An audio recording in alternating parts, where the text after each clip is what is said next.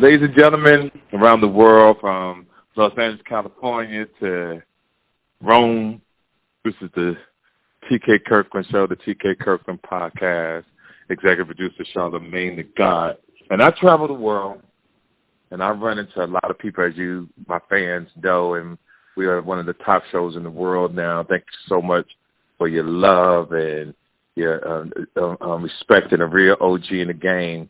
But when I run across solid motherfuckers, when I run across people that inspire me, I got to bring them to the forefront to let people know that there are people in this world who I look up to. And this is one of my homies, a young man out of Cleveland, Ohio.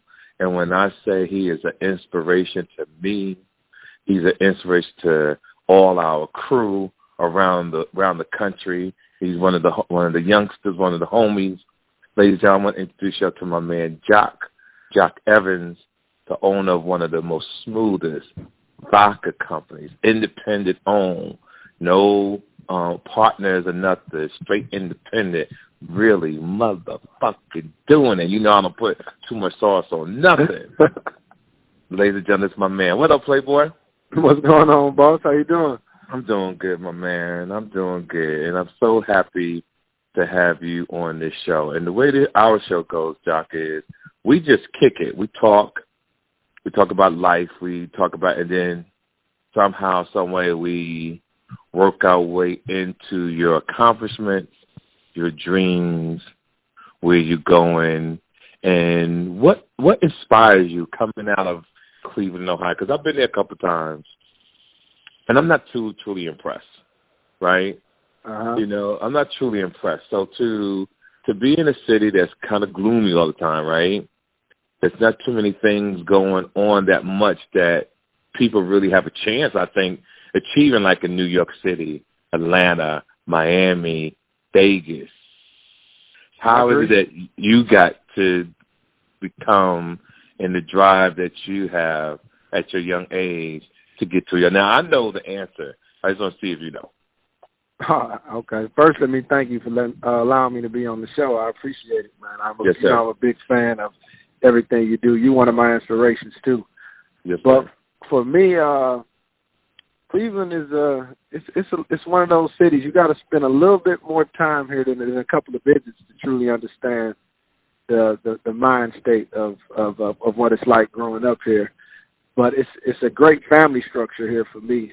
Right. And I think I get a lot of my motivation just from that. Okay, now you talk about the mom, the kids, all of it together. Yeah, everything. Like that family structure is truly what allows me to be able to travel the world, is because my family structure is so strong. Like right. When I'm on the road, I'm not worried about my kids. Right. Yeah, I know that about you, my man. Solid. Yeah, but it's definitely lack of opportunities here, and it's one of those things, because it's lack of opportunity, I'm almost inspired in reverse. You know what I mean? Like, because it ain't shit around here to do, I kind of want to create shit to do. Because we got the right people here. It's good money in town. Right. It's just somebody got to take that responsibility to actually raise the bar. Yes, sir. I agree. I like that about you. Because you just had an event about you showcase a painter in your town. And ladies and gentlemen, let me turn to what I mean. This motherfucker right here be doing Beverly Hills type shit in Cleveland. This man right here, Jock, like I said, his own liquor company, got his own marketing company, and he's so ahead of the game because we was talking one day, and the way I do business, and it took me really 30-something years, and he's a lot younger than me. He's really on the same page that it took me 50-something years. He did in half the time.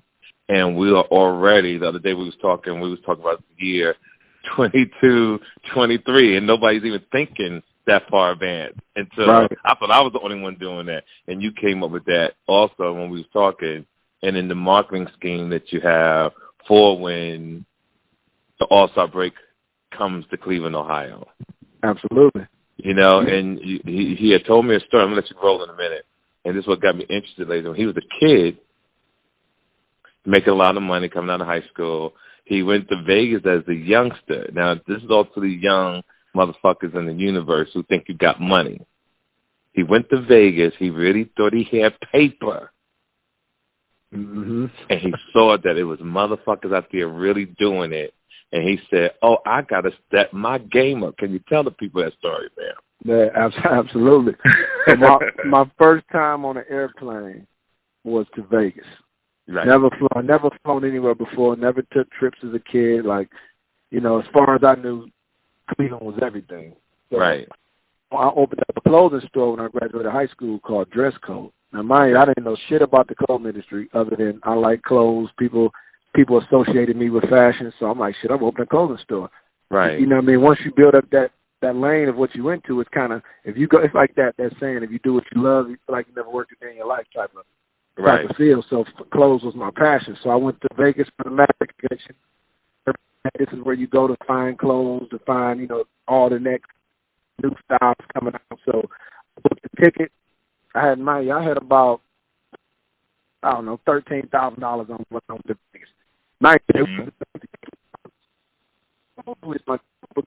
I didn't know about down in High Street numbers. Now, Josh, no one taught me business. Right. I was one of those people, I learned to swim as I was drowning. Okay.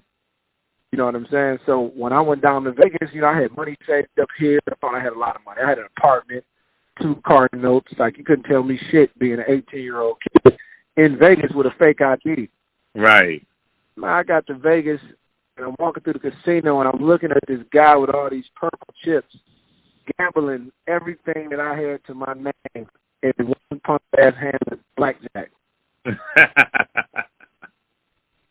Like, it was like me with a leather glove. Like, I literally called my mother. I'm like, Mom, I'm broke. She's like, she said, you broke? You need somebody to send you some money? You okay down there? I said, no, like, I'm broke in life. That shit, like, it was like a light switch went off. As soon as I came back home, my whole mindset was just different. It was like everything just elevated. It was really when I was able to break down 24 hours in a day and like how many of them hours I needed to achieve what I need to get done. Yes, sir. Yes, sir. Now, I also, when I look at youngsters like yourself and people, you know, people hit me up all the time, TK, I want to be successful like you. TK, I want to do this. And what people don't understand also, you got to play the hand that you dealt.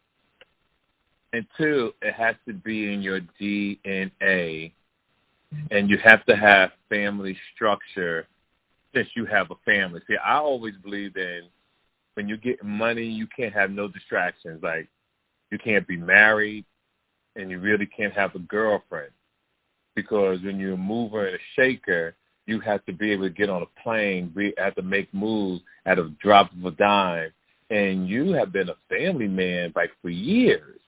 And to have that, and I've seen the lady in your life, I've seen the kids, you always talked about your mom. And where does that come from for you? Like, to the structure of that and be able to move. I want you to break that down for the audience as well. Well, shit. Well, for me, I'm a product of marriage too. Like, my parents been together forever. Like, okay, I'm already. It took me a while to really realize how blessed I was growing up. You know, it's kind of you can't miss your father if he always there. Right. Yeah. You know what I'm saying? So, but you take it for granted. But like, I'm a product of like a real, like, my pops was a real old school, like, shovel snow with no gloves type. You know what I'm saying? Like, you know, they don't make them like that no more. You know what I'm saying? So like, all the shit that he was giving me growing up, game wise, was shit that I didn't appreciate until I became a grown ass man. And I'm at a millionaire's wedding and can't none of these motherfuckers tie. Right. You know what I'm saying? But this is shit I knew was 5 years old. It was game he was giving me that I didn't appreciate until I got a little older. So being a product of seeing a king truly have a queen, like, it can work, but it just has to be the right fit. Like, I feel like having a family actually elevates my grind because it makes me think before I do anything. Right. Okay. Having no family, you take more risks, but not smart risks. Right. So like it's a lot selfish, you know. But having a family is what is kind of I think so far ahead because if you want to be a part of the future, you got to plan for it. Right. You know what I mean? So me having kids and having family is like the reason why I cannot quit. Because I don't give a fuck what nobody else in the world think about me. It's really about when I go home how they view me. You know what I'm saying? True. So I got so I gotta my daughters think I'm a superhero, so I gotta climb on top of shit and jump off. Like they gotta see me attempt the craziest things and actually pull it off to understand that this is who I really am. But it's really all comes down to them. I get my strength from them. Right. You know, my daughters think they safe when they with me, but shit, I'm safe when I'm with them. Because it keeps me from doing something stupid, you know what I mean? And your brain, your mind is your worst enemy and your biggest asset at the end of the day. You know what I mean? You think long and hard enough, you would do something stupid. Yeah, true. Thinking it's the end of the world, you know what I mean? So like my family for me is the biggest, they the biggest plus in my world. Now, with your why did the idea come for your vodka company, Floh? Like, what made you one day say, you know what, I'm gonna start me my own motherfucking liquor company? Because you know most people go find liquor companies to be a part of. Like you created your own liquor company and it's doing very well. Okay, well for me, I came up doing a lot of events. You know, I would do a lot of events. I was in front of some of them, behind the scenes on a lot of them, and I would work with a lot of companies. And a lot of the liquor that we grew up on, I mean, you tend to drink it because it was the first thing that was available in your house when you were sneaking liquor. Mm-hmm. That's why we drink like our parents drank. But a lot of that shit, you know, a lot of that stuff is bullshit. Right. But when you're doing events, you only think about the money. Well, I should say when you're doing parties, that's the difference between like a party and an event in my eyes. Like when you do a party, a promoter, they only care about the bodies. So they want 1,000 people in the room. They're not thinking quality. Mm-hmm. When you do events, you think about the overall look and experience of the event. So you don't want that 1,000 if it's not the right 1,000. You'd rather 400 quality people than 1,000 bodies just in a room. So when I was doing a lot of these parties, I was just taking the money. I didn't care about how cheap the product was I was promoting or the effect it had on people. I just wanted the money because I was thinking selfishly. And then I would see the effect that it was having on people. Like everything we touched, people would start to gravitate towards. And I just said, one day, fuck it.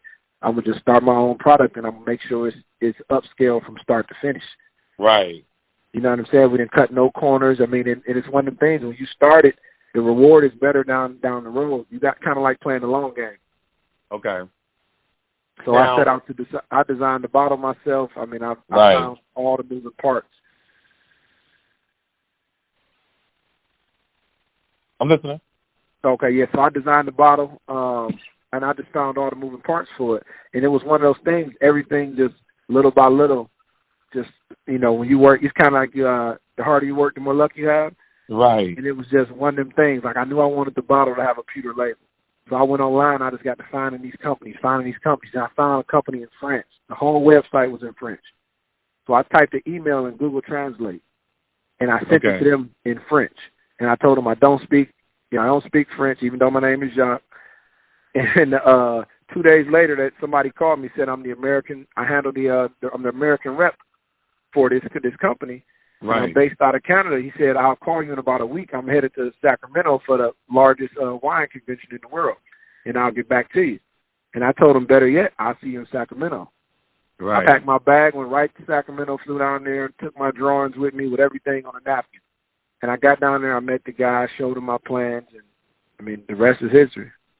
Wow. Now, how did you get your startup? Like, a lot of people have dreams, right? Everybody has these dreams, but what hurts people is the lack of money.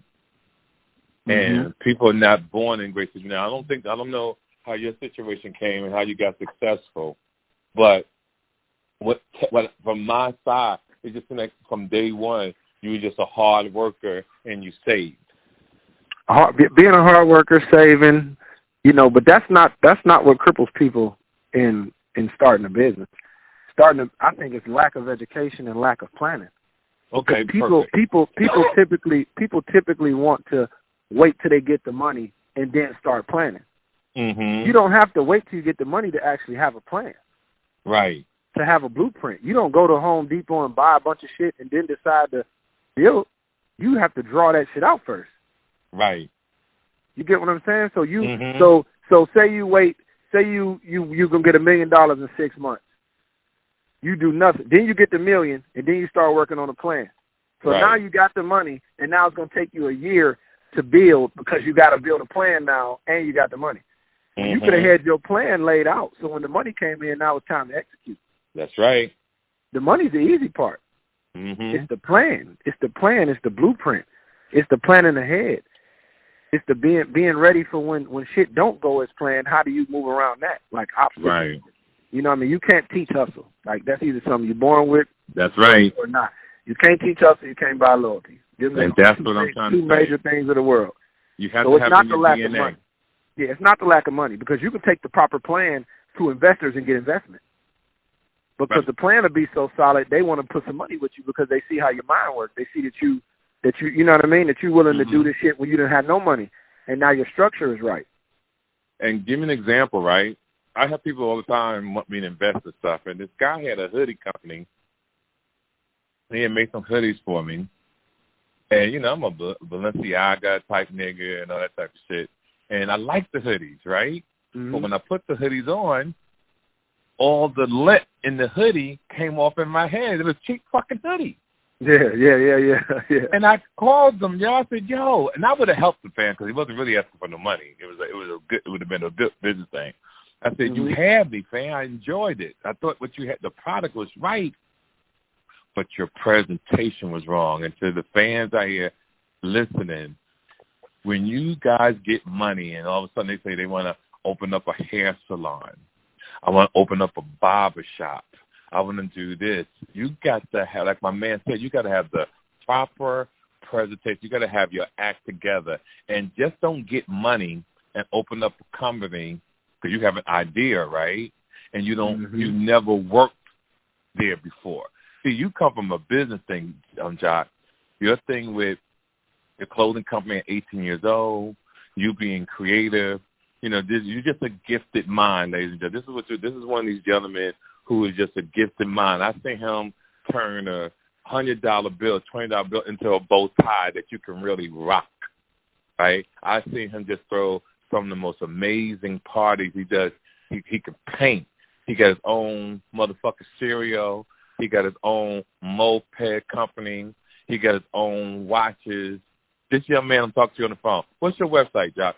I want people to see this shit. They can go to FlohVodka.com. Go to Floh and spell Floh, ladies and gentlemen. It ain't Floh. It ain't the Floh in the hood. It ain't Floh FLOW.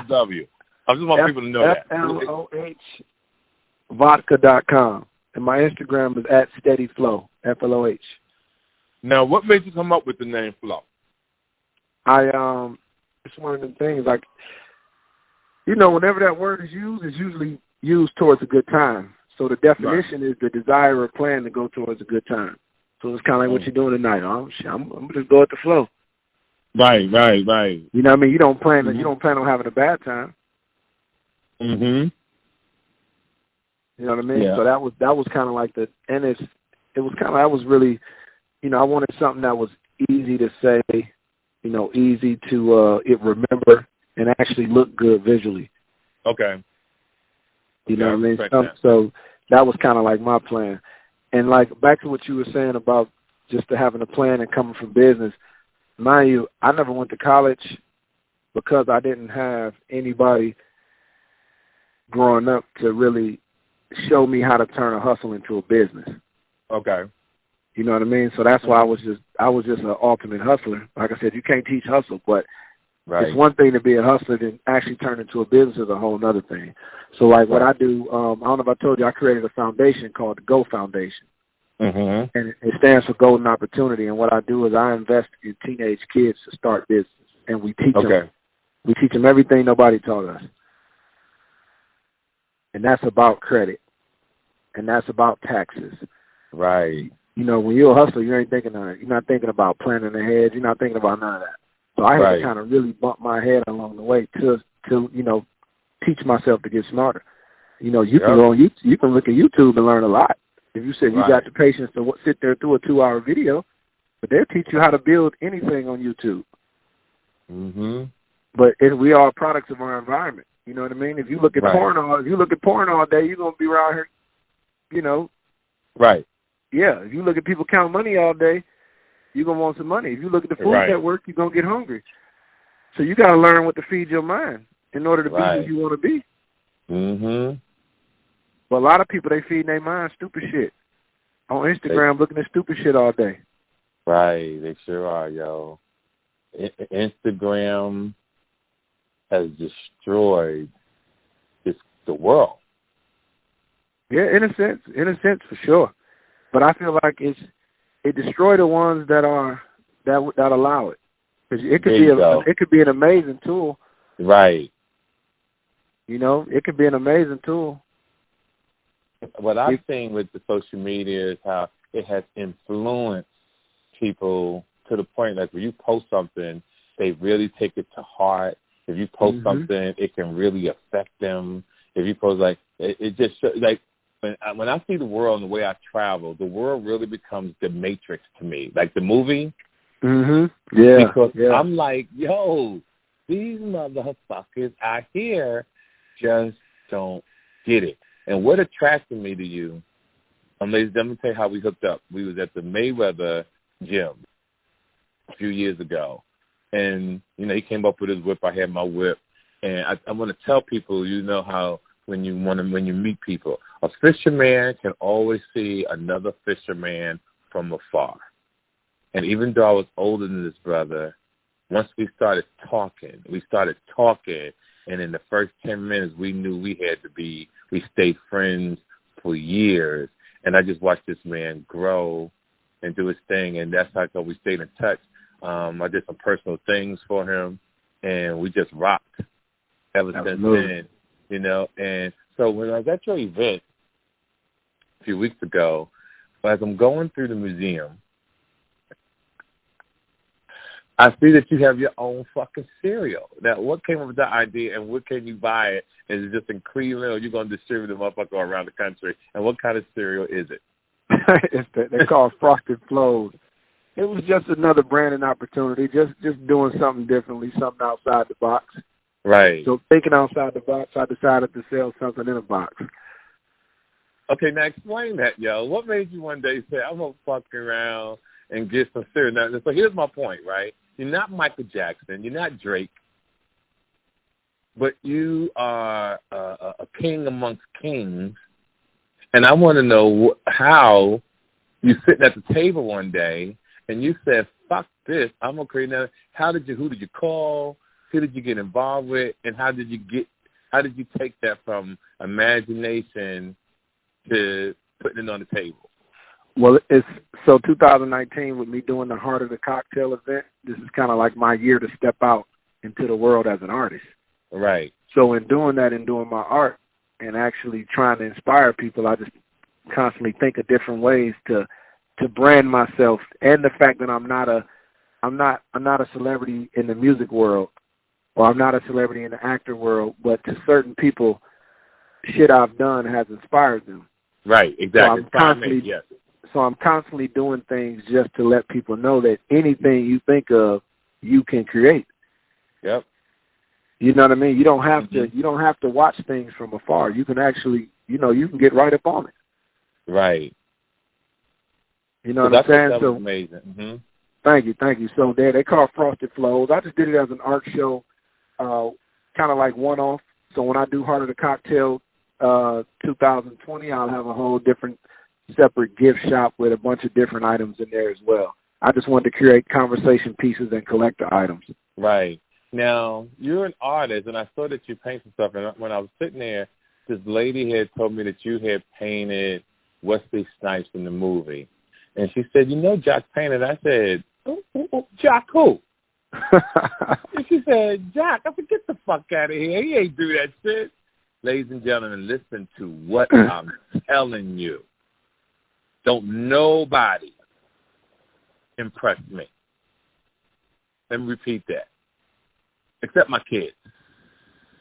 But nobody impresses me. This man right here, when you go on his website, to all of my fans that's been listening all around the world, and from Japan to like I said, Germany to Afghanistan, the people that hit me in my DMs and show mad love, bless you guys too.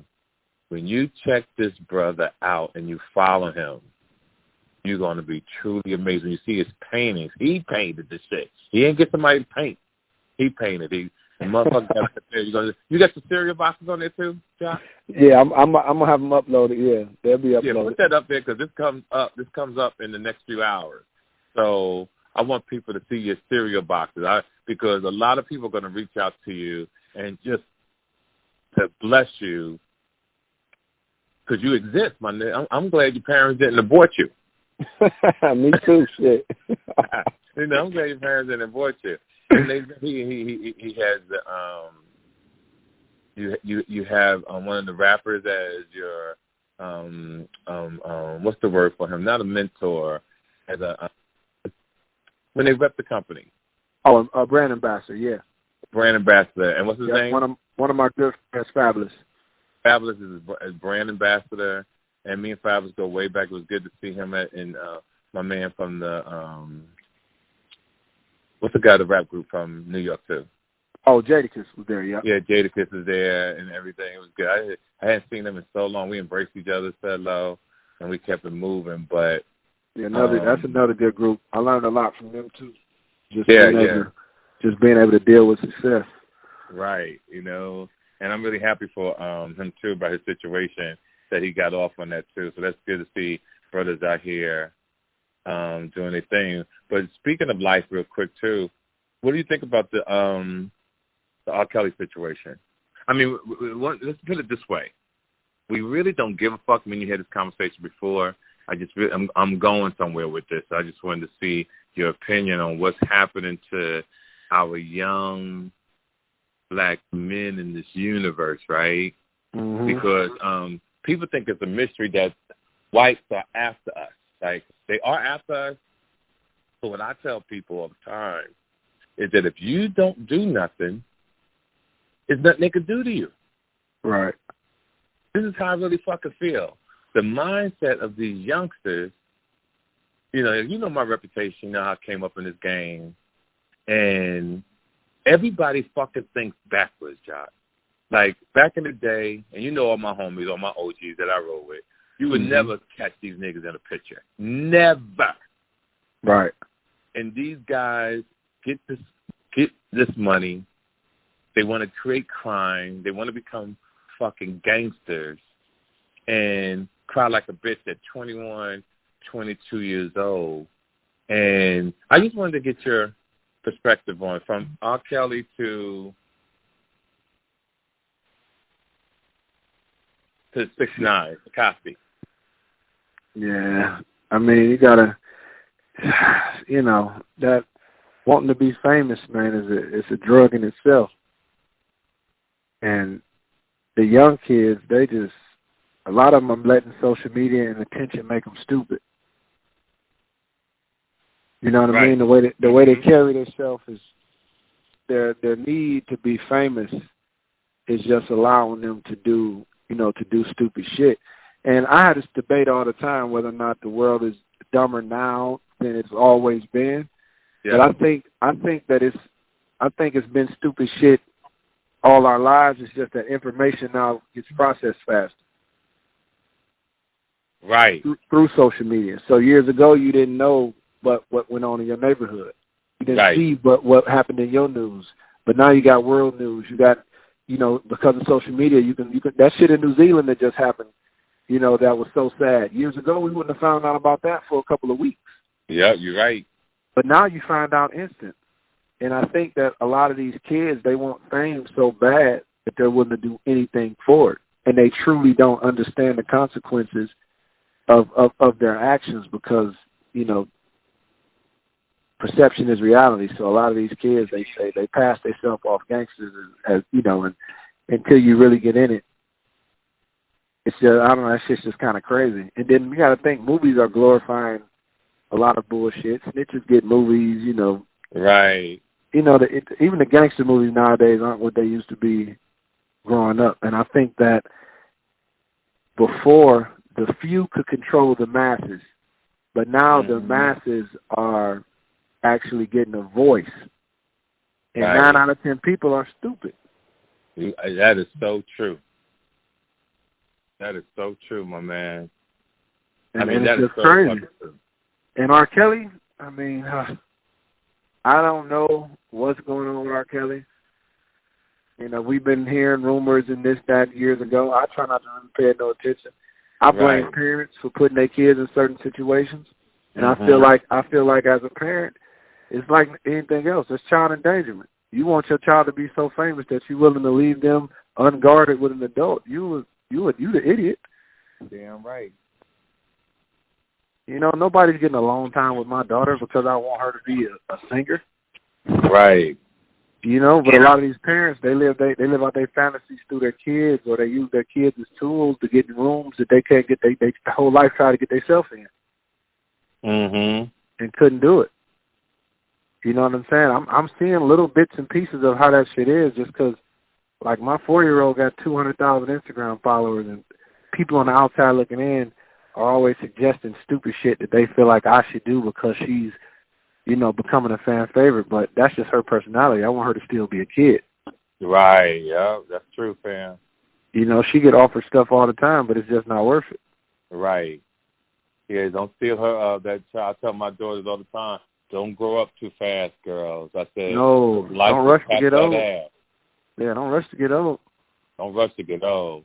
I want you to enjoy being young and let me take care of you, because people want to grow up so fast. My older daughter was like, Dad, I can't wait to get older, and that way I can do that. I said, babe, that shit's still going to be there. Still going to be there. Nothing's new under the sun. Right. I said, ain't nothing like a motherfucker taking care of you. And you're a child. Real. I said, I'm grown, and I wish somebody could take care of my ass. Yeah, they don't need to rush. Mortgage and car notes, shit, and fees, don't rush it. and dresses. Yeah, don't rush it. I tell young kids all the time, don't rush it. Just plan for it. Right, you got to plan. So then, what is since you have so much creativity from the vodka to the cereal to I saw you at moped, and you have a moped company line as well? No, I just dropped a few custom mopeds just for the art show. Okay, because I thought that might have been your company. Now, you have a video of all that going on your Instagram and website that you had at the event? They can see all that? Yep, it's going up soon. And then we're launching some of our other future events we got coming up. Okay, so they could follow you and get behind you and really see what a young man out of Cleveland, Ohio is really, really doing. Because like I said, I travel the world. And me and you talk all the time. Like, we talk. And I've always been a fan in a sense, because like I said, all because of that damn bow tie you did, made it out $20. I thought that truly fucking impressed me. Right. But it really did. Crazy, that was years ago. I never told you, but it's really having friends like you and Fab and like Jadakiss to come to Cleveland to my art show and not be paid to come. Speaks volumes, and it really, like the smallest gesture like that will always keep me on my toes, because when you got the right people believing in what you're doing, that's who you represent. Yeah. So people think I'm self-employed, but I really work for the people. I work for the people that are motivated by me or are impressed with me. So now I try to make sure I carry myself in a light that when you refer to people as this is my guy, I want them to know that you can rest your hat on me. I'm your guy. I won't let you down. That's right. And it's hard to come across people that's solid today. Hard. It is. That's why the people that are solid got to stick together. We got to repopulate this motherfucker. That's why I got 6 kids right now. Right. It's just you hit that right on in there to find someone solid. That shit is no easy task. Yeah. So he was also talking about credit. I have this company that sponsors my show, Sherelle Anderson, that I've been trying to get people to really work on their credit. Like, it's so important to me that they get stuff out of their kids' names, out of their cousins' names, because men who claiming that they bosses, right, and women who claim that they bosses, you know, and you shouldn't, in 2019, you really shouldn't be in that situation. You got to protect your credit, like your Social Security number, or protect it like your life. Is that serious about credit? Do you agree? Absolutely. You know, you got to. You have to do that, and you have to learn how to be disciplined out here in this universe, guys and ladies, because we all are getting older. And they gotta continue to. What they gotta do is make sure they educate themselves. We just lack of information. Yeah, that's true. You know, so people got to make sure that they're educating themselves. Don't just listen to everything somebody tells you. Don't repeat everything somebody tells you, because never let somebody make you sound stupid. You know, you got to educate yourself and learn about the things you want to do, learn about the things that are affecting you. You know, don't just follow suit. You got to actually start to really use your brain. Yeah, that's so important, my man. I'm trying to find, in the meantime, while I'm looking for Sherelle's information, I want to tell people, to my open fans up in Pleasanton, California, I'm going to be doing a show at the world famous Tommy T's on March 28th, March 28th, 29th, March 29th, 30th, and 31st. I'm going to give you a phone number to make sure you call to get your tickets and make your reservations, for it's going to be one of the craziest shows ever. Area code 925-227-1800. Make sure you can make your reservation for the day, tomorrow, the next day, because it's going to be really off the chain. And then you're going to catch me, ladies and gentlemen, in Detroit, Michigan, April 4th, 5th, and 6th at the world famous Punchline in Southfield, Michigan. Make sure you go to their website, Punchline, and Detroit, Michigan is going to be all off the chain. Shout out to a city that I frequently go to since I was a kid. And I want to get back to Ms. Anderson about this credit, because this shit is so important to me about this credit thing. Because and another thing I want to start doing too, Jock, is trying to get people to get their life insurance together and their medical insurance. Because, you know, I have loved ones I have to take care of. And people, if you don't have that insurance, they'll send your ass home. That people don't even care about you no more. You come there sick and nothing, right? It's a business. But back in the day, let me tell you something. Back in the day, right? You can have an ailment, go there, they ask you for your money, and you don't have it, they'll still take you, right? And you'll pay them later. You'll get the bill in the mail. Not now. If you don't put a card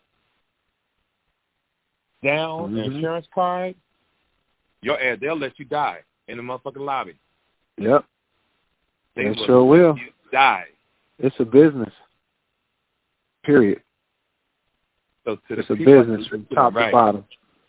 Listen, I know some of y'all can't afford your medication, but you got to look for ways to. They got programs out there that help you pay half. Like in Vegas, I get shit in the mail all the time, right?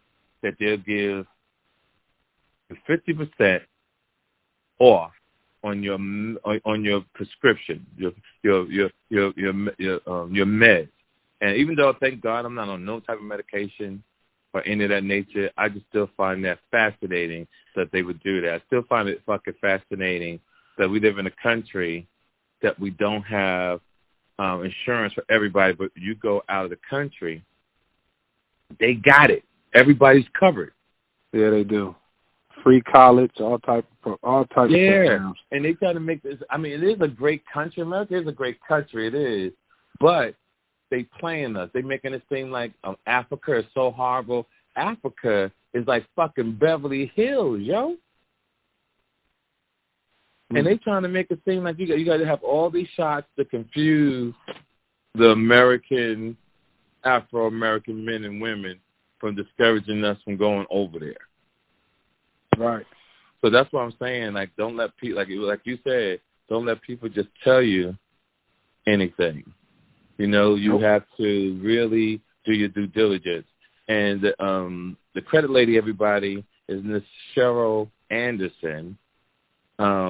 They help people build financial freedom. They're A+ rated company since 2004.